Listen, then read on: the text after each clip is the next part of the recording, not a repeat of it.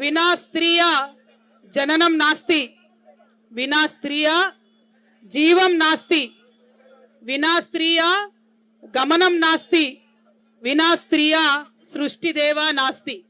అంటే మహిళలు లేకపోతే జీవం లేదు, మహిళలు లేకపోతే జననం లేదు, మహిళలు లేకపోతే గమనం లేదు, మహిళలు లేకపోతే ఈ సృష్టే లేదని మన భారతదేశంలో సగౌరవంగా మనం చెప్పుకుంటాం.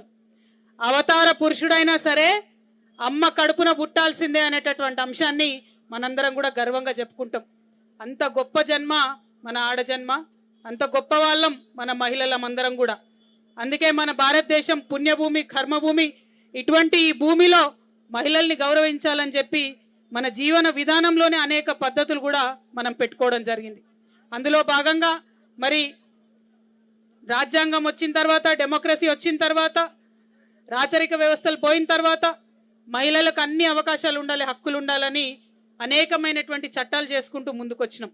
మరి ఆ చట్టాలు రావడానికి ఎంతో మంది మాతృమూర్తులు, ఎంతో మంది స్త్రీమూర్తులు, వాళ్ళ యొక్క త్యాగాలు, వాళ్ళ యొక్క కొట్లాటలు, మన ముందు తరాల వాళ్ళందరి కొట్లాటలతోని ఇవాళ మనందరం ఇక్కడ స్టేజ్ మీద కూర్చునేటటువంటి పరిస్థితికి వచ్చినాం.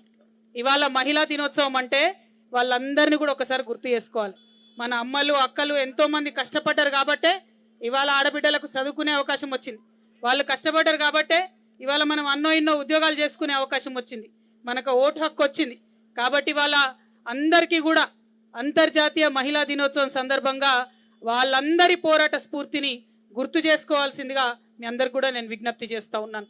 మామూలుగా అంతర్జాతీయ మహిళా దినోత్సవం అంటే సంబరాలు చేసుకుంటాం, మనం ఉత్సవాలు చేసుకుంటాం. కానీ ఈసారి పరిస్థితి వేరే రకంగా ఉంది. అంతర్జాతీయ మహిళా దినోత్సవం రోజు కూడా ధర్నా చేసేటటువంటి దౌర్భాగ్యపు స్థితికి ఇవాళ రావడం అన్నది నిజంగా చాలా దారుణమైన విషయం. ఇవాళ ఒక్క పండగ కాదు, 2 పండగలు ఉన్నాయి మనకు. మహాశివరాత్రి కూడా ఇవాళ ఉన్నది. అందరం ఈడనే ఉపవాసం చేస్తున్నాం. మానవ సేవనే మాధవ సేవ అంటాం కదా, ఇక్కడ మహిళలకు సేవ చేసే ప్రయత్నం చేస్తున్నాం.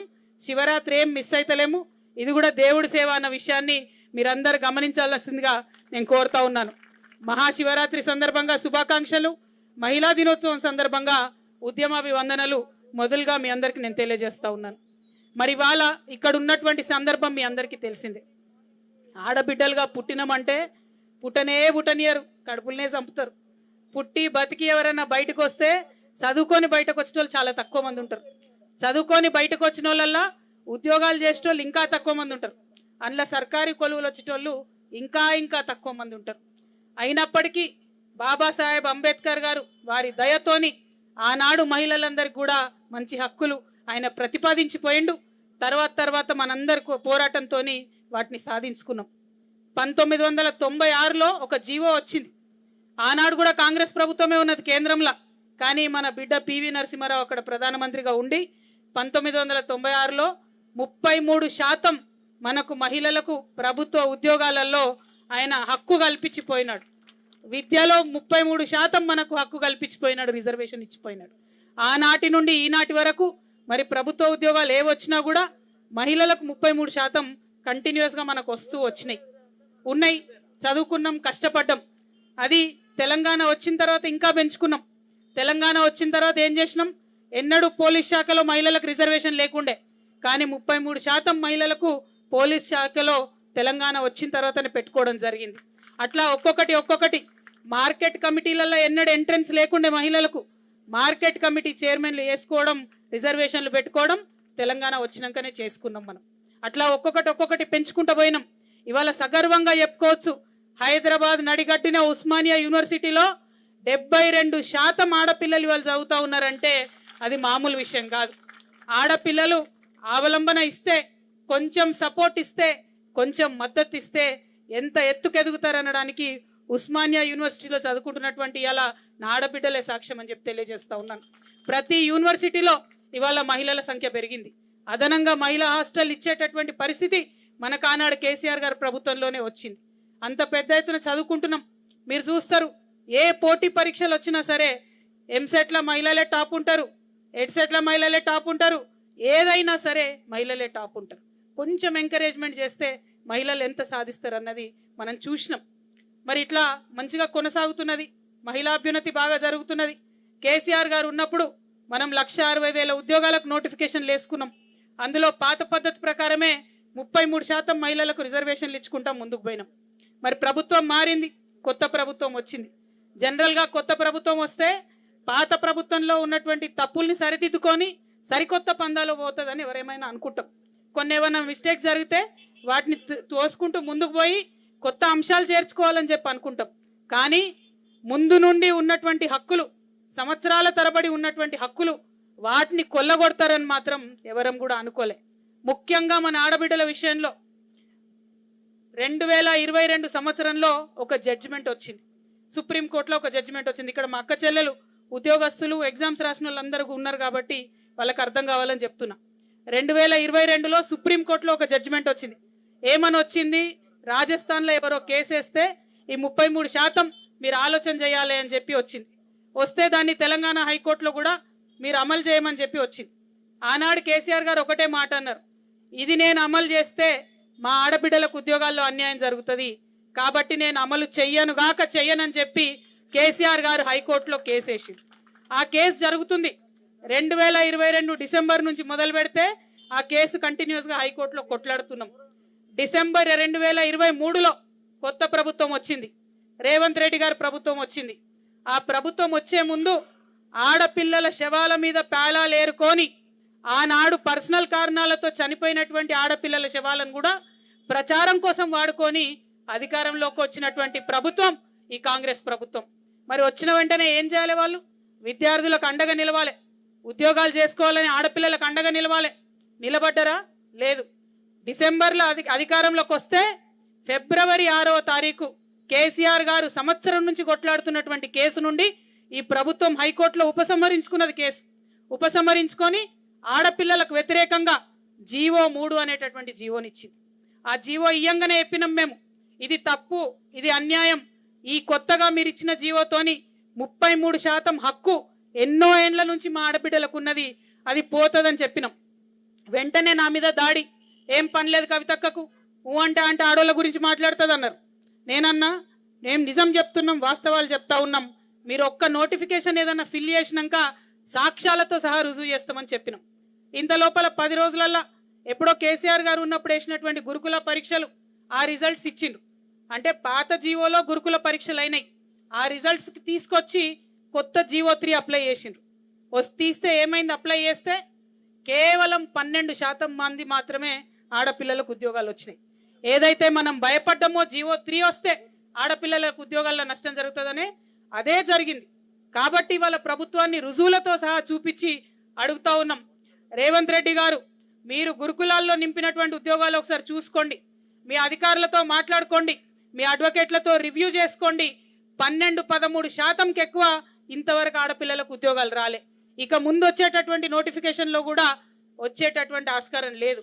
కాబట్టి దయచేసి ఆలోచన చేసి ఈ జీవో 3 రద్దు చేయాలని చెప్పి ముఖ్యమంత్రి గారిని మేము డిమాండ్ చేస్తూ ఉన్నాం. ఈ ముఖ్యమంత్రి గారు వచ్చినప్పుడు చాలా మాటలు చెప్పిండ్రు.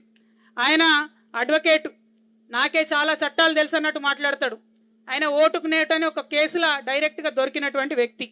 ఆయన ఏం చేసిండు?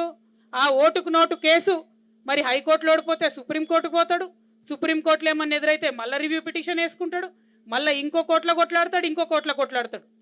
కానీ మా ఆడపిల్లల కేసు మాత్రం ఎవరిని అడగడు, ఎగ్జామ్ రాసే ఆడపిల్లలను అడగరు, ఆఫీసర్లను అడగరు, ఎవరిని అడగరు, ఇమీడియట్గా విత్డ్రా చేసుకున్నారు.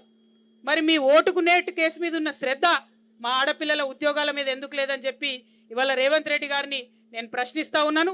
మిమ్మల్ని మేము డిమాండ్ చేస్తూ ఉన్నాం, ఖచ్చితంగా మీరు మళ్ళా హైకోర్టులో రివ్యూ పిటిషన్ వేయాలి, అవసరమైతే సుప్రీంకోర్టు దాకా పోవాలి, ఎక్కడి దాకా అన్న పోవాలి. కానీ ఖచ్చితంగా ఆడపిల్లలకు 33% ఉద్యోగాలలో అవకాశం వచ్చేటట్టుగా ప్రయత్నం చేయాలని చెప్పి నేను కోరుతా ఉన్నాను, డిమాండ్ చేస్తూ ఉన్నాను. ఈ ప్రభుత్వం వచ్చే ముందు ఏమన్నది? మహిళలకు 500కే సిలిండర్ ఇస్తామన్నది. నేనేమనుకున్నా పోంతి కాంగ్రెస్కి బుద్ధి వచ్చిందేమో అనుకున్నా. ఇప్పుడు విషయం అర్థమవుతున్నది, బుద్ధి రాలే, ఏం రాలే. మనకు ఉన్న ఉద్యోగాలు ఊడగొట్టి వంట ఇంట్లో మనను గుసబెట్టాలి, దానికోసం వేసిన పథకం తప్ప ఇంకో దానికి కాదు. అది కూడా అమలైతలేదు, సస్తలేదు. కానీ కాంగ్రెస్ ఏమన్నా మారిందేమో అనుకుంటే అటువంటి ఆలోచన లేకుండా ప్రగతి నిరోధకంగా మహిళా వ్యతిరేక విధానాలతోని ముందుకు పోతున్నటువంటి ప్రభుత్వాన్ని మేము డిమాండ్ చేస్తూ ఉన్నాం. ఎట్టి పరిస్థితుల్లో 33% రిజర్వేషన్ అమలు చేయాలి, జీవో 3ని రద్దు చేయాలని చెప్పి కోరుతా ఉన్నాం. ఇక మనం ఎప్పటి నుంచి అయితే ఈ అంశాన్ని మాట్లాడుతున్నామో ఇప్పుడు వచ్చినటువంటి పిల్లలు పీజీటీలు పీజీటీలు జేఎల్లు ఇట్లాంటి వాళ్ళందరూ వచ్చినారు. చాలా మంది విద్యార్థి సంఘాలు మనకు మద్దతుగా వచ్చినారు. గురుకులాల పిల్లలందరూ మెసేజ్లు పంపుతున్నారు. నిన్న కూడా వాళ్ళు ధర్నా చేసిరు. పాపం సర్టిఫికేట్ వెరిఫికేషన్లు వేస్తలేరు, కట్ ఆఫ్ మార్క్ ఎంత ఉందో చెప్తలేరు. బహిరంగంగా చెప్పొచ్చు కదా కట్ ఆఫ్ మార్క్ ఏముందో, చెప్తలేరు. దానికో సీక్రెసీ ట్రాన్స్పరెన్సీ ఉండాలని మనకు శుద్ధులు చెప్పినటువంటి వాళ్ళు ఇప్పుడు సీక్రెట్ మెయింటైన్ చేస్తున్నారు. కనీసం కలుద్దాం ముఖ్యమంత్రి అని పోతే ఆడపిల్లలను చూడకుండా కనీసం అపాయింట్మెంట్ కూడా వాళ్ళకి ఇవ్వలే. మరి ఈ మనిషి, ఈ ముఖ్యమంత్రి గారు ఆనాడు కేసీఆర్ గారిని ఎన్ని మాటలు అన్నారు, మీరు కలుస్తలేరు, ప్రజల్ని కలుస్తలేరు, మేము రోజు కలుస్తాం, సెక్రటేరియట్ల డోర్లు బార్లా తెరిచి పెడతామని చెప్పిండ్రు. ఒక్కసారన్నా కలిసిండా మా ముఖ్యమంత్రి? కనబడ్డా ఈ 90 రోజులలో ఎవరికన్నా? ప్రజాపాలన అని చెప్పి పెట్టిండ్రు, ఒక్కనాడు కూడా అందులోకి పోరు. అది ఎవ్రీడే అని చెప్పిండ్రు, 2 రోజులు చేసిండ్రు. ఆయనకు మన ప్రజల వాణి వినబడదు, ఓన్లీ ఢిల్లీ వాణి వినబడుతుంది. ఎందుకంటే 2 రోజులకు ఒకసారి ఢిల్లీకి పోవాలా, సోనియమ్మ దగ్గర హాజరేసుకొని రావాలా. మనను బాగా విమర్శించినటువంటి వ్యక్తి ఇలా సోనియమ్మ రాజ్యసభకు పోవాలి, ప్రియాంకమ్మ పార్లమెంట్కి పోవాలి, రాహుల్ గాంధీ గారు పార్లమెంట్కి పోవాలి. కానీ మా తెలంగాణ ఆడబిడ్డలు మాత్రం 33% రిజర్వేషన్ లేకుండా వంటింట్లో మీరు ఇచ్చిన 500 రూపాయల గ్యాస్ సిలిండర్లతోని వంట చేసుకుంటూ ఉండాలి. మరి ఇదేం న్యాయమో రేవంత్ రెడ్డి గారు చెప్పాలని చెప్పి నేను డిమాండ్ చేస్తూ ఉన్నాను. అట్లనే ఈ గురుకుల ఫిల్ చేసేటప్పుడు కనీసం ఫిజికల్లీ హ్యాండిక్యాప్డ్కి సంబంధించి 4%, అది చట్టం ఉంది బాజాప్తా, దాన్ని కూడా పాటించినటువంటి ఈ ప్రభుత్వం నిజంగా సిగ్గు. మీరు కనీసం వికలాంగులకు తోడుంటలేరు, మహిళలకు తోడుంటలేరు. మరి మీరు ఎవరికి తోడుంటారో ఒక్కసారి ప్రజలకు తెలియజేయాలి. అదేవిధంగా మనం చూస్తూ ఉన్నాం, చాలా మంది 108 ఎంప్లాయీస్ మెసేజ్ పెడుతున్నారు, జీతాలు ఇంతవరకు వస్తలేవక్క, 3 నెలలైంది వీళ్ళు అధికారంలోకి వచ్చినప్పటి నుంచి అని. ఆశా వర్కర్లు మెసేజ్ పెడుతున్నారు జీతాలు వస్తలేవని, అంగన్వాడీ వర్కర్లు మెసేజ్ పెడుతున్నారు. ఇంకో పక్క రైతుల కష్టాలు మీరు చూస్తూనే ఉన్నారు. కరెంటు పోతున్నది, మళ్ళా అర్ధరాత్రి పొలాలకు పోయిన రైతులు చచ్చిపోయే పరిస్థితి ఉన్నది. కాళేశ్వరంలో నిండు కుండలాగా నీళ్లున్నా కూడా ఆ నీటిని మలిపే తెలివి లేనటువంటి ముఖ్యమంత్రి ఉండడం, జై తెలంగాణ అని ముఖ్యమంత్రి ఉండడం నిజంగా మన దౌర్భాగ్యం అని చెప్పి ఈ సందర్భంగా నేను తెలియజేస్తా ఉన్నాను. రేవంత్ రెడ్డి గారికి మేము హెచ్చరిక చేస్తా ఉన్నాం. అప్పటి మీ కాంగ్రెస్ ప్రభుత్వం హైదరాబాద్ ను ఫ్రీ జోన్ చేస్తామంటే అగ్నిగుండమై రగిలి తెలంగాణ ఉద్యమంలో దాన్ని క్యాన్సిల్ చేపించుకున్నాం. ఇవాళ మీరు 33% మహిళలకు ఇవ్వకపోతే ఈ పోరాటం ఇట్లనే కొనసాగిస్తాం, మిమ్మల్ని నిద్రపోనీయం. ఖచ్చితంగా మీరు జీవో 3 వెనక్కి తీసుకునే వరకు స్ట్రీట్ ఫైట్ చేస్తాం, అట్లనే లీగల్ ఫైట్ కూడా చేస్తామని చెప్పి మేము హెచ్చరిక చేస్తా ఉన్నాం. ఇంకొక విషయం చెప్పాలి మనం, ఇంకొక విషయం ఆలోచన చేసుకోవాలి మనం. ఏంటిది అది? మనము చాకల ఐలమ్మ వారసులు, మనం రాణి రుద్రమదేవి వారసులు, మనం జయశంకర్ సార్ వారసులు. నీతికి న్యాయానికి కట్టుబడి మాట్లాడేటోళ్ళం. అబద్ధాలు చెప్పి ఉద్యమాలు చేయలేదు, అబద్ధాలు చెప్పి అధికారంలోకి రాలేదు. మనం నిజం చెప్పి వచ్చినాం, నిజం చెప్పే ముందుకు పోతాం. ఇవాళ అధికారంలో మీరు ఉండొచ్చు గాక, ప్రజలను మభ్యపెట్టి 1% ఆగమాగం చేసి 1% ఓటుతోని మీరు అధికారంలోకి రావచ్చు గాక. ఏమన్నా మాట్లాడితే ఏమంటున్నారు, ఇస్తా అంటివి కదనయ్యా రైతు బంధు December 9 అంటే ఏమంటాడు ముఖ్యమంత్రి? అరే నిన్ననే వచ్చినాం అధికారంలోకి, మాకు టైం ఏంటంటారు. ఓన్లీ 10 days ముఖ్యమంత్రి గారు, ఇంకా మీకున్న టైము కౌంట్ డౌన్ స్టార్ట్ అయింది. 100 days తర్వాత మాత్రం ప్రతి అంశం మీద మిమ్మల్ని నిలదీస్తాం. ఇప్పుడు మీరు మాకు నష్టం చేస్తున్నారు ఆడపిల్లలకు ఈ జీవో 3 ఇచ్చి, దాన్ని రద్దు చేయమని కోరుతా ఉన్నాం. మా బీసీలకు అన్యాయం చేస్తున్నారు, తూతు మంత్రంగా రెజల్యూషన్ చేసి అసెంబ్లీలో అది కుదరదు, చట్టం చేయాలని చెప్తున్నాం. మీరు శాశ్వతంగా తెలంగాణ ప్రజల హక్కులు హరించే ఏ నిర్ణయాలు తీసుకున్నా వాటిని అడుగుతాం, ప్రశ్నిస్తాం. మీరు మీ సోనియా గాంధీ కోసం, మీ ప్రియాంక గాంధీ కోసం, మీ రాహుల్ గాంధీ కోసం వాళ్ళని సంతోష పెట్టడానికి అనేక నిర్ణయాలు తీసుకోవచ్చు. రాజీవ్ గాంధీ తెలంగాణ తల్లిని పెడతా అన్న దగ్గర రాజీవ్ గాంధీ బొమ్మను పెట్టొచ్చు, అక్కడ వరకు సహిస్తున్నాం. కానీ మా ఆడబిడ్డల హక్కులు హరిస్తామంటే మాత్రం వెనక్కి వెళ్లే లేదు. జీవో 3 రద్దు చేసే వరకు ఖచ్చితంగా ఈ స్ట్రీట్ ఫైట్ కొనసాగిస్తామని చెప్పి తెలియజేస్తూ, మరి ఇక్కడికి మద్దతుగా అనేక మంది వచ్చినారు, వారందరూ కూడా ఇప్పుడు మాట్లాడతారు. మనం 4 గంటల వరకు కూడా ధర్నా చేస్తాం. ప్రతి ఒక్కరికి కూడా వచ్చినటువంటి వాళ్లకు మాట్లాడి వారి సమస్యను ఇక్కడి నుండైనా మరి ముఖ్యమంత్రి గారికి వినబడుతుందేమో చూద్దాం. పక్కకే సెక్రటేరియట్ ఉన్నది, రోజు ఉంటా అన్నాడు, ఉన్నాడో లేదో నాకు తెలియదు. ముఖ్యమంత్రి గారు ఆడ కానీ లేడా, ఢిల్లీ పోయిండా? ఢిల్లీలో ఉన్నాడు.